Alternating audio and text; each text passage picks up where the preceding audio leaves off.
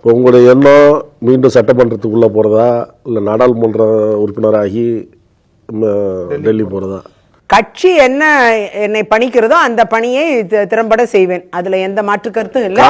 MLA பதவி resign பண்ணதுக்கான reason அங்க காங்கிரஸ்ல ஒரு பிரச்சனையே என்னன்னா, நீங்க சட்டமன்ற கட்சி தலைவரா 2 தடவை ஜெயிக்கிறேன், தலைவரா ஆக்க மாட்டேன்ட்டாங்க, மீண்டும் எம்எல்ஏக்கு வாய்ப்பு இல்லைன்ட்டாங்க, எம்பிக்கு வாய்ப்பு இல்லைன்ட்டாங்க.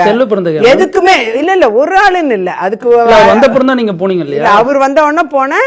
அவரு கூட மேல இருக்கிறவங்க அப்படிலாம் இருக்கு அந்த சிஸ்டம்ல. எல்லார் பேரையும் இப்ப பட்டியலிட வேண்டாம். அந்த அளவுல ஒன்னொன்னுத்துக்கும் எதுக்குமே எல்லாத்துக்குமே நிராகரிப்பு தான் இருந்தது.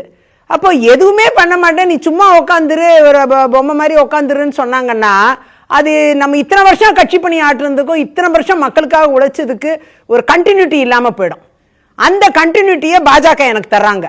அதை தான் நான் பெருமையா நினைக்கிறேன். நிச்சயமா அவங்க என்னை அடுத்த கட்டத்திற்கு நகர்த்துவதற்கான எல்லா சாத்தியக்கூறுகளும் இருக்கு. மக்கள் பணியாற்ற என்னை பணிக்கிறாங்க. எனக்கு அதுதான் மகிழ்ச்சியா இருக்கு. இப்பயே என்ன எஸ்ஐஆர் ப்ராசஸ்ல ஃபுல்லா இன்வால்வ் பண்ணியிருக்காங்க. அதே மாதிரி பொறுப்பாளர் ஆக்கி இருக்கிறாங்க.